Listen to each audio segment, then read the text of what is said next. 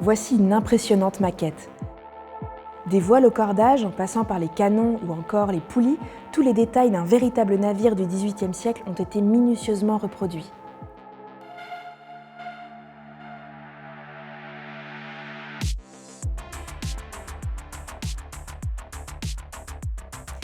Cette maquette date des années 1770 et elle reproduit un véritable vaisseau, le Royal Louis. Ce dernier avait 3 ponts superposés, une centaine de canons et plus d'1 millier d'hommes à son bord pendant des mois.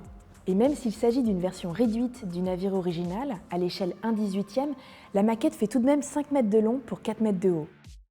Ce type de gigantesque maquette avait une fonction bien précise.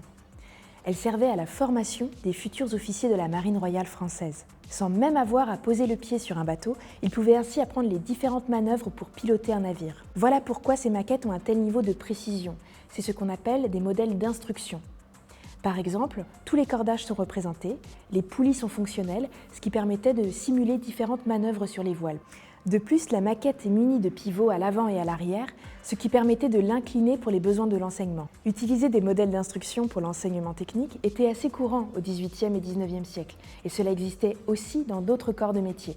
Mais il est très rare d'avoir une telle maquette d'un si grand format aussi bien conservée et avec un tel luxe de détails. Et c'est ce qui fait de cette maquette du Royal Louis un des chefs-d'œuvre des collections du musée de la Marine.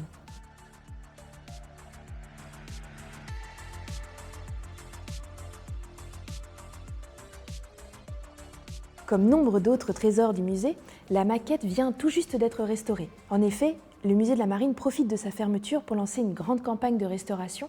Ce chantier est d'autant plus titanesque que, on l'a vu, certaines des œuvres sont particulièrement monumentales.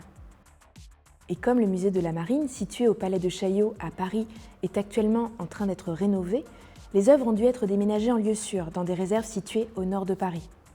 Aujourd'hui, elles retrouvent progressivement leur place dans les salles rénovées. C'est le cas de notre gigantesque maquette d'instruction.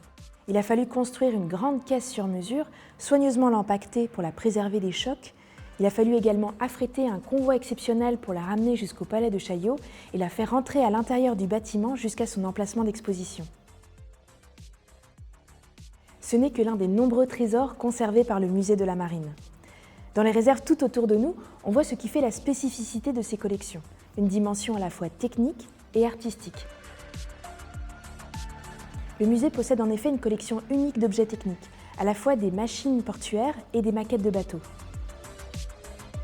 Ces objets issus des arsenaux viennent en partie d'un don fait à Louis XV en 1748 par Henri-Louis Duhamel du Monceau, qui était encyclopédiste et inspecteur général de la Marine.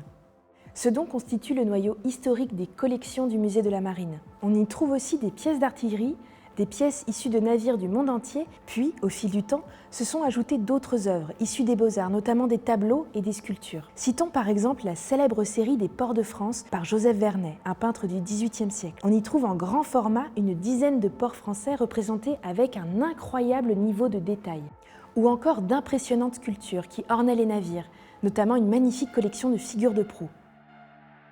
En parallèle de ce vaste chantier des collections, un comité scientifique, composé d'historiens et de spécialistes de la marine, a réfléchi à une nouvelle manière de présenter les collections au public. L'enjeu, c'est de renouveler le discours porté sur ces collections historiques et de repenser la scénographie pour que ce nouveau musée de la marine corresponde aux attentes du public d'aujourd'hui. Rendez-vous à partir d'octobre 2023 pour découvrir ou redécouvrir toutes ces merveilles.